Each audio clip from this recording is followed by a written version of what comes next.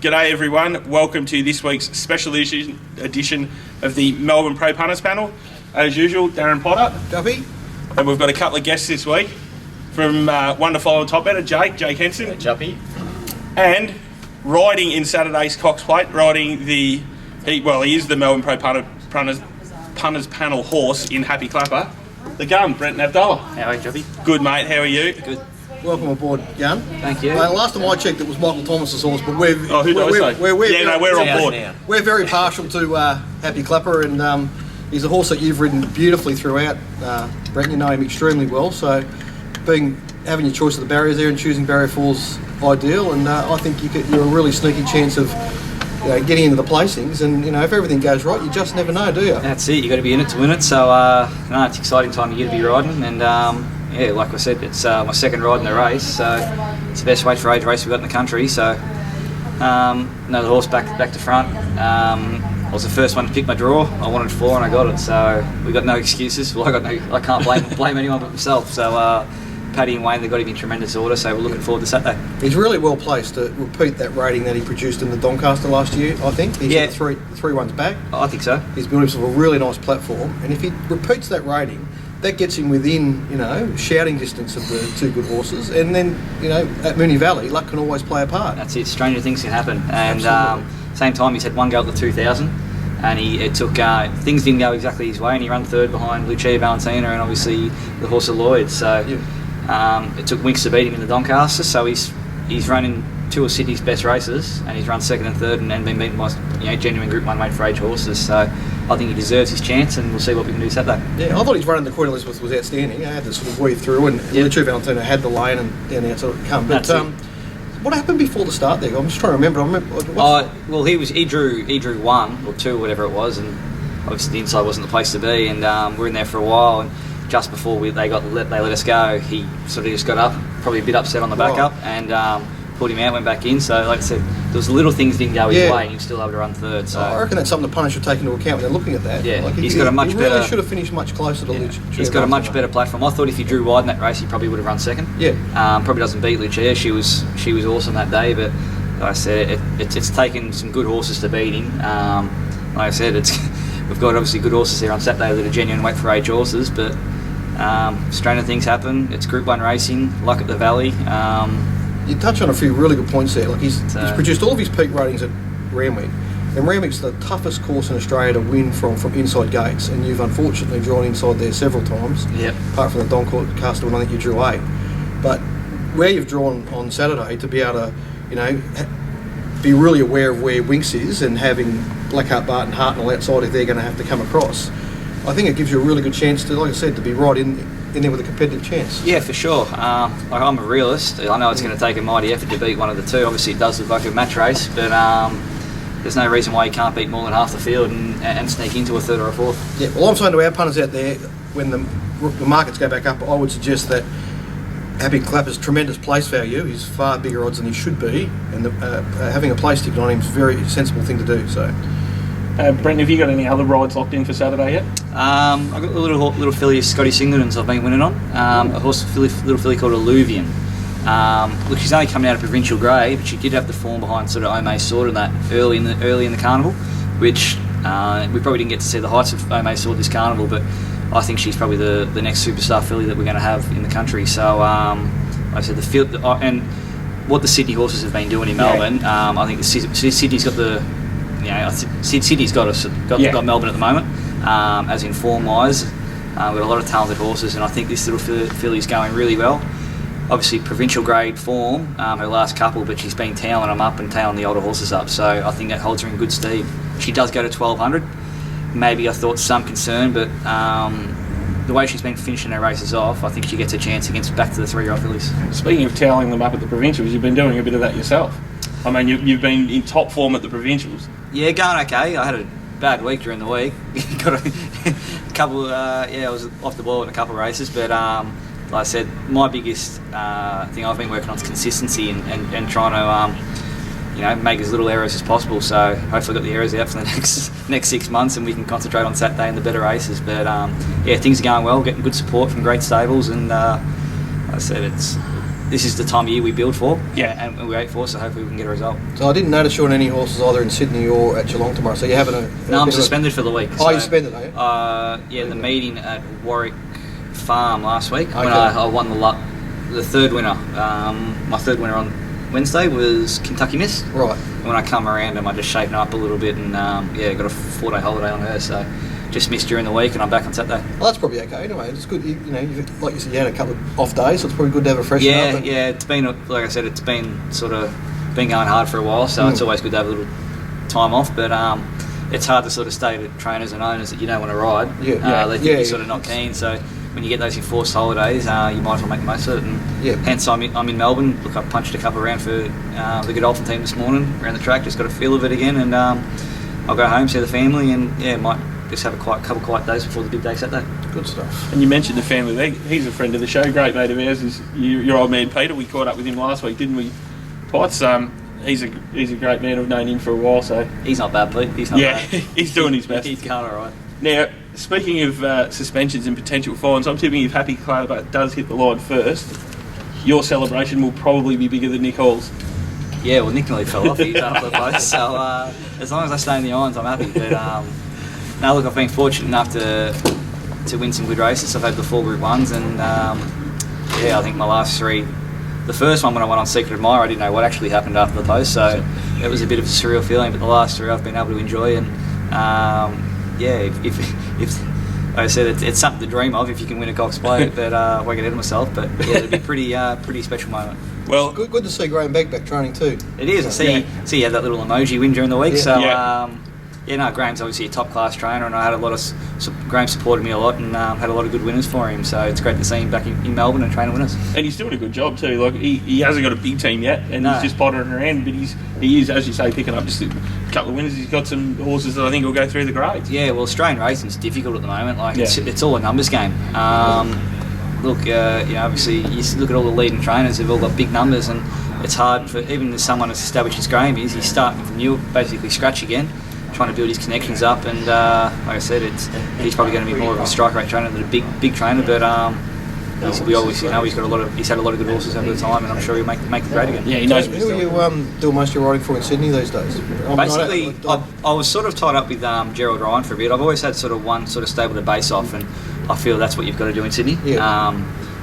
Whoever's won the premiership over the last sort of 4 or 5 years, your Bowmans, your McDonalds, your Nash, they've always been tied up with either sort of Waller, Godolphin, or Darley back then, or Waterhouse. So I think it's impossible to win a premiership and that if you haven't got that sort of support. So Yeah. I've always had sort of Gerald Ryan giving me great support. I had Bjorn Baker at one stage, even around the provincials, and when they get their better horses, Chris Lees and that sort of stuff. So they're all great Group 1 winning trainers in their right. And now I'm very fortunate that I'm getting great support off obviously John O'Shea, the Godolphin team, and Chris Waller. So I'm getting rides at the 2 of the main stables. Not getting the cream, but obviously James and Huey, they're sort of number 1s at both places. But I ride light, so that's where I get my advantage. And obviously when they've got multiple runners. Can I imagine you get a lot of rides for Waller as time progresses, because the way you ride suits a lot of his horses. So Yeah, well, I've had a lot of luck for Chris, and I had a lot of luck for Godolphin. So like I said, it's I suppose when you're winning races for certain connections, it's hard to take you off. And when you're not having luck, there are certain trainers who I haven't had a lot of luck with, and that's where the opportunities dry up. So everyone wants a winner, and it's the easiest thing to do. If you're winning races, it makes it easier. I used to specialise in Sydney, but I stopped doing form there about 18 months ago, and I can't believe how quickly and how big the Snowden stable's got in the time since it's an amazing rise. It was always going to be a concern, wasn't it? You weren't sure how Peter and Paul were going to deal with. Obviously, they've come from basically a system where they've got unlimited firepower, to then branching out on their own. But to their credit, they're obviously very good horsemen,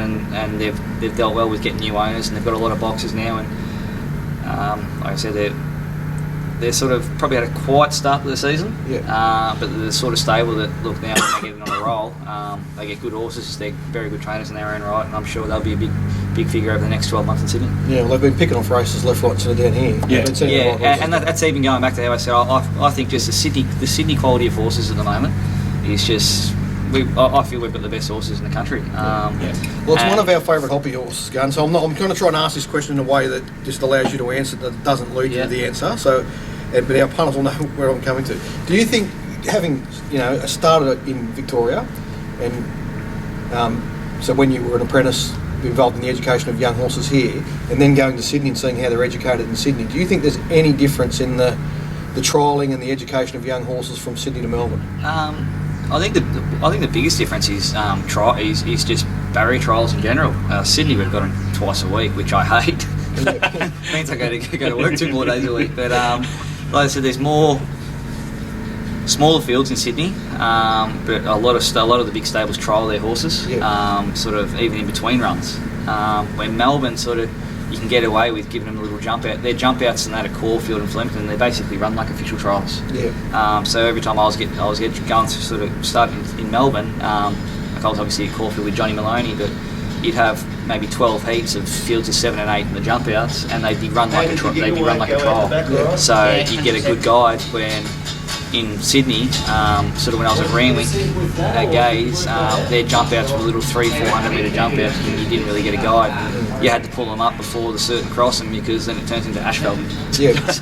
So like I said, completely different. And like I said, now in Sydney, it's just basically trials every week. Warwick Farm, Rosehill, and Randwick, and they're the best guides. So I think those trials, that's the point I was making, I think those trials, because they're so much more competitive than what the jump outs are in Melbourne, and it's particularly, I'm talking about the last 200 to 400 metres. So because I started, because I've been doing form like I do now for 8 years, so I'd spent almost 5 years only doing it in Sydney and watching all those trials all the time. Then I come to Melbourne and start looking at the jump outs, and it struck me straight away that in Sydney there's a lot of horses in those trials that are asked to hit the line. I mean, there's obviously plenty that go. Especially when you're at Randwick and you got Gay.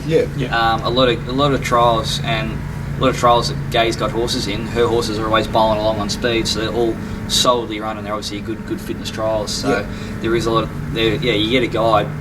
I think the 700s are obviously they're sort of nothing trials. It's just jump and run, but when you're in a 1,000 metre trial, especially those 2-year-olds and lightly raced 3-year-olds, they're getting a good solid 1,000 metre base under them, and you get a good guide to whether they can actually get past the 1,000 metres when they go to the races. Well, I won't flog it anymore, but I think that particularly those 1,000 metre trials, so the 900s at Rosehill, and the other key point about the 900s at Rosehill and the 1,030 metre trials at Randwick is they are full of horses, not just from Randwick, but from Rosehill, Warwick Farm and everywhere else. Whereas the 800 metre jump outs at Flemington and Caulfield are all only Flemington and Caulfield horses. Yeah, for sure. And I think it's giving the Sydney young horses a better education, a better foundation, and that's why it's taking half the season for the Victorian horses to catch up. I think that's a big part of why the Sydney horses are capable, because they send the right ones down. Obviously, I think weather's a big thing to do with it as well. I know when I come to Melbourne this time of year, I'm bloody freezing. Because I'm waking up riding work and it's 10 degrees. When Sydney, and the horses look a lot better. They're usually a lot of the Sydney horses too. They end up in Queensland at some stage during their winter carnival. Then I know a lot of trainers, they spell their horses there in the better weather, and then they take them to Sydney. So I think they've got a head start with them in that regard. And then by the time they've had their couple of runs in Sydney, they're looking $1 million. They come to Melbourne in peak form, and the Melbourne horses are just getting out of their winter and probably just starting to sort of hit the carnival right. I think the Melbourne horses will sort of catch up to agree sort of the 4-day carnival. But like I said, at the moment Sydney's just got the score on the board, and I can't see why they won't keep dominating just with some of the horses that I know that are coming. It's a really good point you raised, because I think there was a set of Cranbourne trials that got washed out. And don't worry, Sydney's had their fair share of weather too.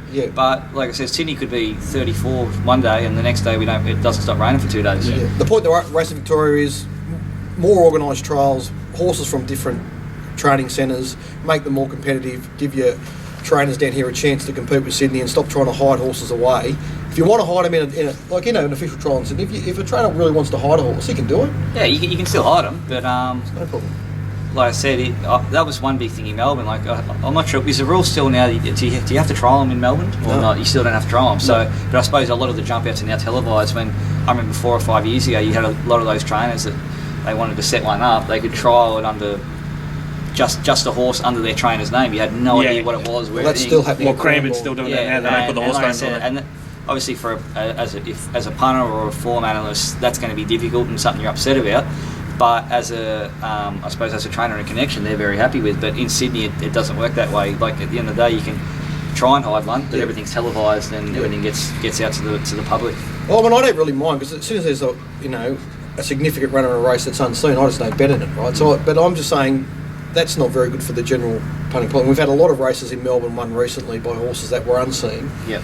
You know, there was a famous one at 100 to 1 and won the last leg of the quaddie that upset a few people. But anyway, I mean, it's just a difference of opinion. And as I said, as coming from Sydney, I'm trying to keep pushing that the Sydney way is a lot better for everyone, I think. It's better for the horses. It's better for the... it's actually better for the owners because those races are better betting races. So if they want to back their horse, there's a market for them to bet into. And anyway... Yeah, the one thing about Sydney, though, I just wish the fields were bigger. Yeah. And I'm just thinking whether the fields are as small as they are because, like I said, you get those certain stablers, they'd rather trial a horse for a soft gallop rather than running it. With just little things like that. So... And Brenton, something you mentioned before that you've had sort of under control for a while is the fact that you are riding light. Was it Happy Clapper was it the Doncaster where you had to get down and you've sort of been able to keep it down ever since?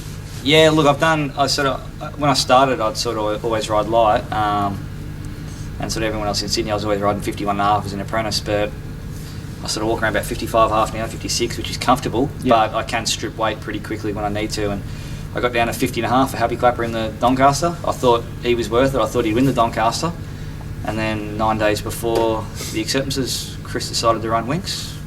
And then I thought I can go from winning the Doncaster and running second, which is what happened. It took Winks to beat him. So, like I said, I can strip weight when I want to, and like I said, it nearly killed me doing it, but I thought he was worth it at the time. What about going forward over the next couple of weeks? Obviously, you probably don't know fully what you're sort of tied into horse-wise, but is there anything you've been locked into that's sort of been set for something, or anyone you're looking forward to? Not exactly. Sort of every carnival, I'm pretty much similar. I might have one horse that I'm connected with. This year, it seems to be Happy Clapper, or a certain stable that has multiple runners.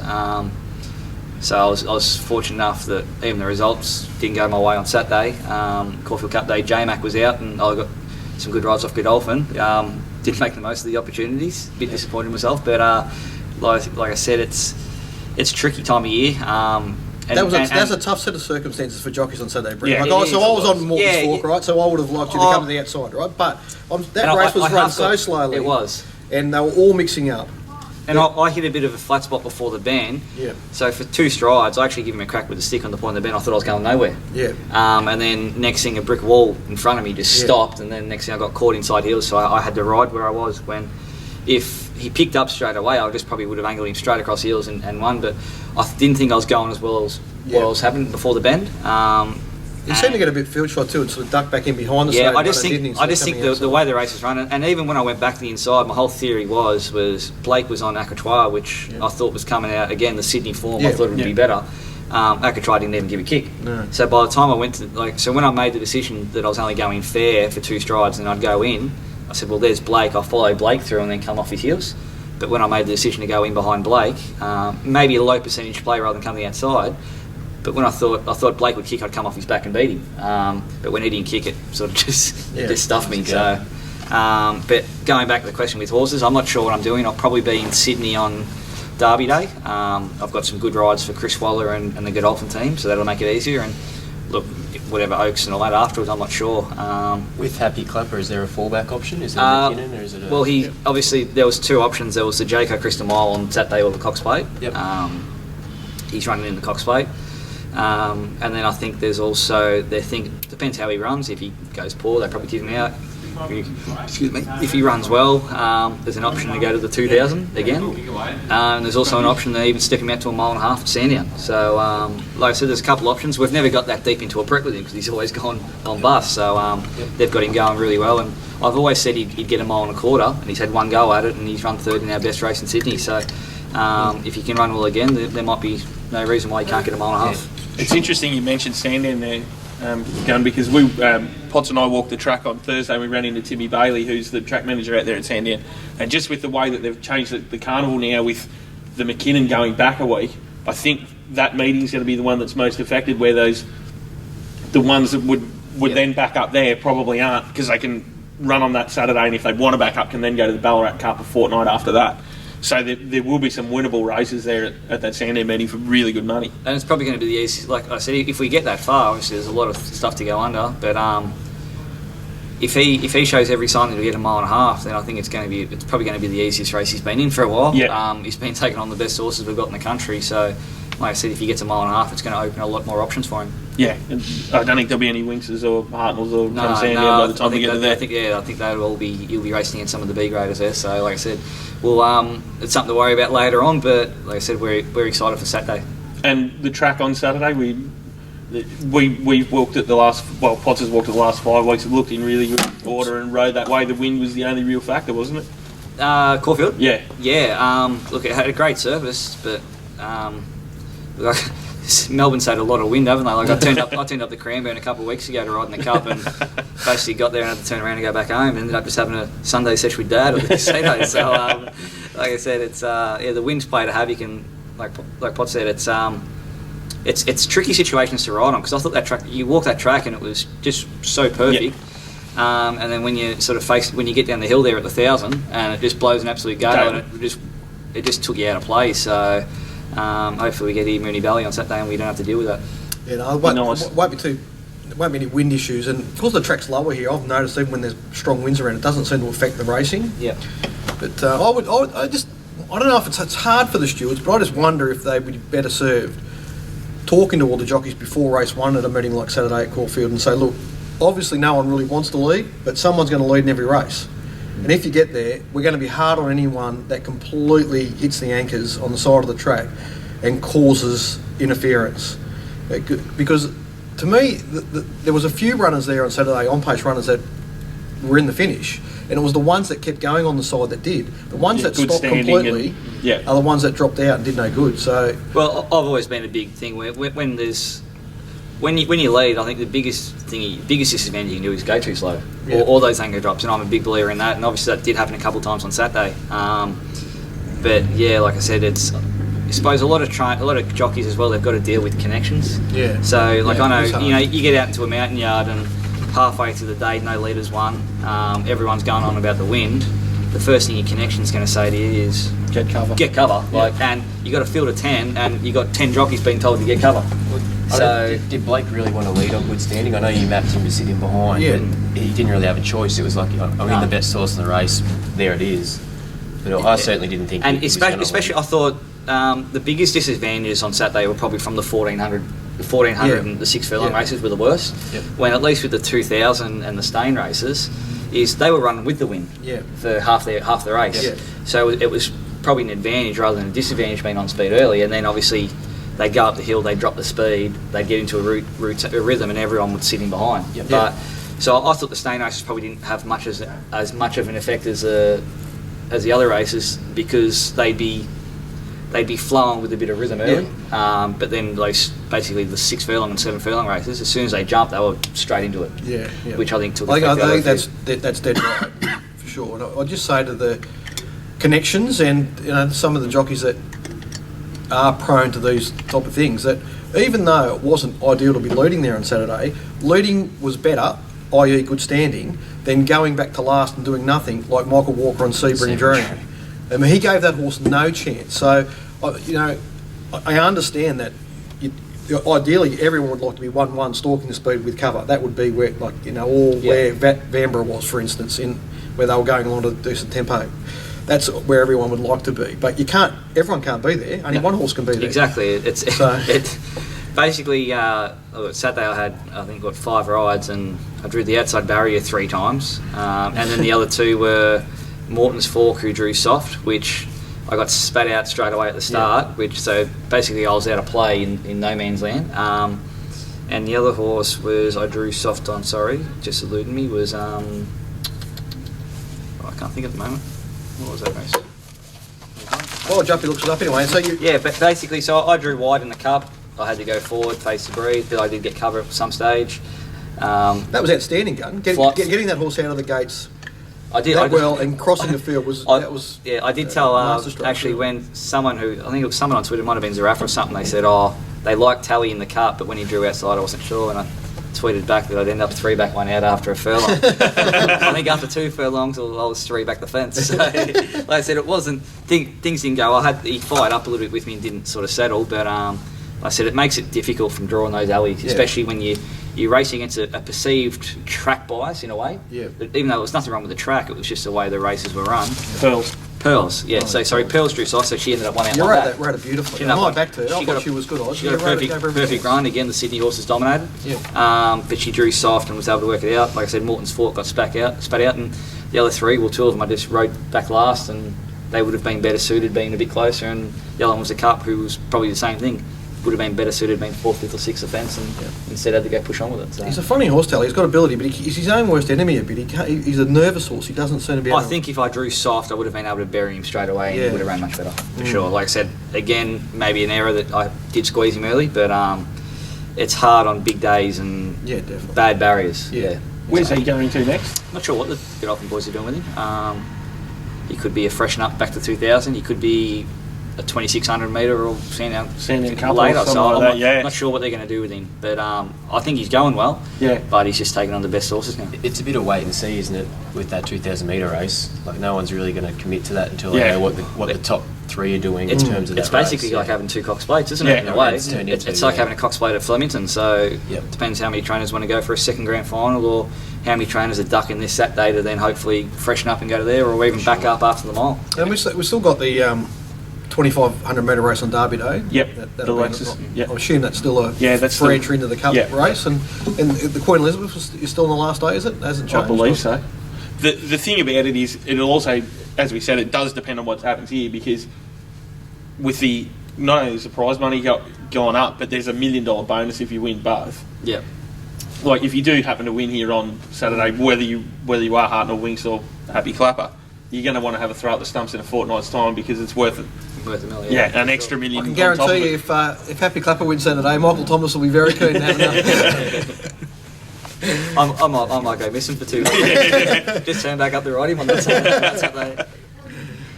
It's been good. It's like I said, it's an exciting time of year, and I said now there's so many options for horses. Like I remember even over the times when trainers would run their horse on that Derby in that 2000, and they'd run them 4 days or 3 days later in the Cup. When I suppose that option's been taken out now, and now the sort of more traditionally lead up is the Cox Plate or the Caulfield Cup. Yeah. So it just takes that probably one little option out of play. You probably see a few horses out of play on that Saturday before the Tuesday, but it doesn't happen now. It's funny because I was looking at it last night. There's only 49 horses left in the Cup now, which seems to be a low number with the amount of attrition to happen between now and then. It does seem to be falling away, doesn't it? I thought both looking at, like, obviously I always look ahead to the my best guide to looking at the Cups. I always look at the tab markets or whoever's got to mark it up. Yep. Obviously you're trying to chase a ride in the biggest race, and it's hard to line up the imports and all that sort of stuff. So even how I come to decide the ride Tally was, obviously there wasn't much happening, and when my manager pulled the market up, and he said, well, Tally's on the 3rd or 4th line of betting, so he's probably worth riding. Yeah, but every other year you probably think Tally in a Caulfield Cup.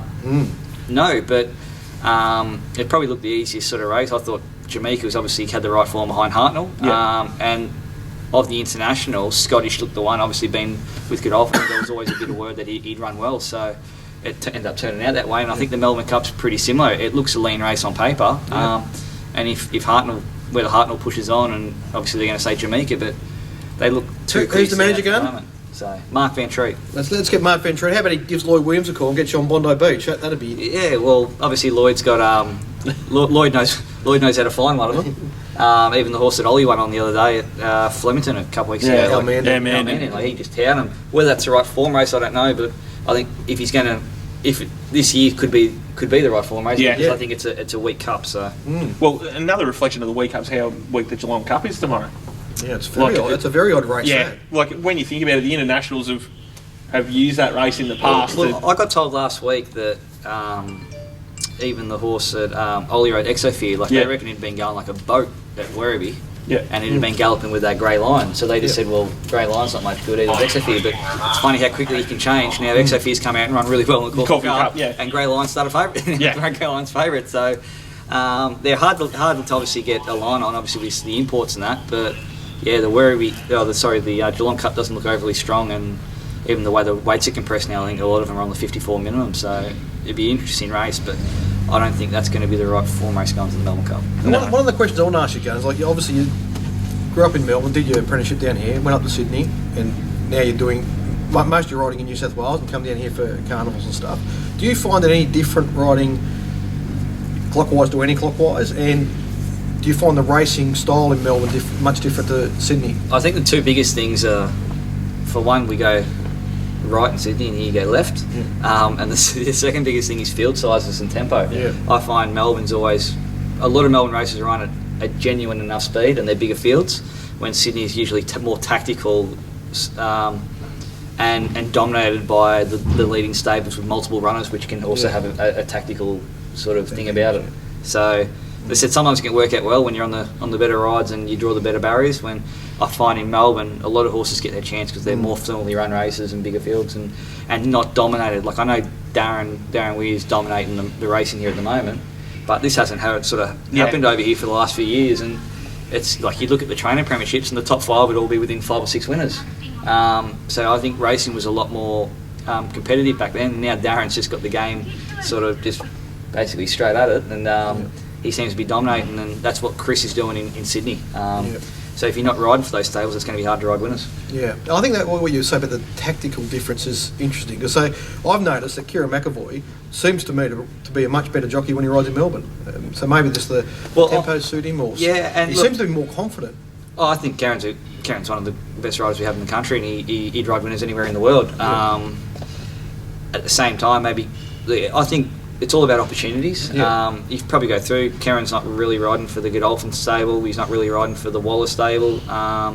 He's getting a little bit of support from Gay and Adrian Bott, and he's obviously getting a little bit of support from the Snowden as well. But their main rider sort of can be Blake. So, like I said, at Sydney, I reckon it's a very hit and miss sort of place to ride. If you don't get those opportunities for 3 weeks, you dry up. If you get those opportunities, you sort of can kick a goal. And Karen's been fortunate enough that he's been getting some good rides in Melbourne, and he can show his true ability. Well, on the flip side, someone like Winona, who was probably flying 12 months ago, and she's sort of battling to get for sure to get rides. And I'm sure even you get your riders like Huey and that, like trainers will think they might think they're not riding as well, but at the end of the day, he's always going to be getting the good ride, so he's always going to continue riding winners. When someone who hasn't got those sort of opportunities, as soon as they don't ride a winner for a week, then it's you're struggling for a bit. And I think in Melbourne, especially this time of year, so like Karen's always been one of those riders you can always find a horse.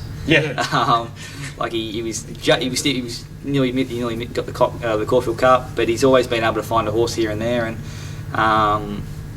like I said, he's obviously got a great network and he works hard. And like I said, he's a champion bloke. But every time he comes to Melbourne, he's on the big stage. He rides well. Like he hasn't ridden for Godolphin much at all since he left. And there he is. He turns up in the Caulfield Cup on the main danger. But like I said, I think he's riding. Obviously, he's riding really well, Karen. And like I said, he works hard. And like I said, we all get along in the room, but Karen's always one of the boys that you're always happy to sort of go out with after the races and catch up with. Good man. So you're talking about getting on in the room. How are all the fun and games there with Kyle Muldonoghue and... Blake Spriggs and Kyle, they had a little bit of a disagreement there on Saturday. It was pretty funny. Like I said, I feel sort of half responsible, because when I went to the front on tally, I grabbed hold and, mate, I wanted things to go around me and get covered up. But when I did that, a few back in the field... so we got racing a bit. Colin got out of control a little bit and forced his issue on the Blake, and Blake wasn't happy with that. So you do get those little nigs every now and then. But when there's when you're talking about $1 million prize money in Group 1 races, adrenaline flows. You can get pretty upset. You mentioned the hit and miss style in small fields. Obviously, you have a Melbourne connection, and I'm not sure what the boys think, but McDonald, Bowman, and Shin are going to be pretty hard to get past, as you said, because they've already got that sort of established sort of click, if you will. And I'm of the opinion, I think Potts would be as well, that the top tier level in Victoria is not what it is compared to Sydney. Obviously bigger field sizes. Is it on the horizon? I know you've got business sort of opportunities flowing in Sydney as well, but is it on the horizon? Do you see yourself come back here and have a crack at a premiership? With me, it's always just about opportunities, and wherever the opportunities are, I'll go. If I had John Moore ring me for Hong Kong and say, you want to be my rider in Hong Kong, I'd go straight to Hong Kong. If I had the leading trainer in Singapore ring me and say, you can have all my rides there, I'd probably just about go there. Yep. If I had Darren Weir say... if Darren said, look, I want you to be my light rider in Melbourne, well, it just, like I said, I'd come here. But where I am at the moment, I'm getting some great opportunities. I'm not a number one anywhere. but I'm getting good quality rides and support because obviously, like you said, you got James, Huey, and Blake. They're 3 riders who don't usually ride light, and I ride lighter than them, so that's where my opportunity is in front of them. So when you got those stables like Chris and O'Shea and that, I can get those rides. A 3-year-old filly set weights, they get 54 and stuff like that. And that's how I was able to flick the ride on Ome Sword. Yeah. So at the moment, my opportunities in my life is in Sydney, and it'll continue to be. I'm on top of the premiership with J-Mac at the moment, so there's no reason for me to shy anywhere else. And like I said, it's all about opportunities. So if something did happen in the near future, well, there'd be something to think about. Yeah. Now, Brenton, you mentioned there that you don't mind going out if you go out for someone you like going out with his K-Mac there. But where do we go in Sydney if we want to go out? I know one place that goes okay. Yeah. I end up there most Saturday nights, just for a quiet drink and a feed. I'm fortunate enough that racing can be a bit full on. Drives you mad, especially when you have a bad day at the races. And the last thing you want to do is sort of think about it. So I've got a share at a place in Randwick in the spot there, 69 Peruse Road. It's called Cubby House. So get a lot of racing people there, sort of on after the Randwick races and stuff like that. But it's a good get out. Yeah, and that's the spot to be, punters. If you're looking for something to eat and a drink after the Randwick races, that's where you need to be. Cubby House. They'll all be there.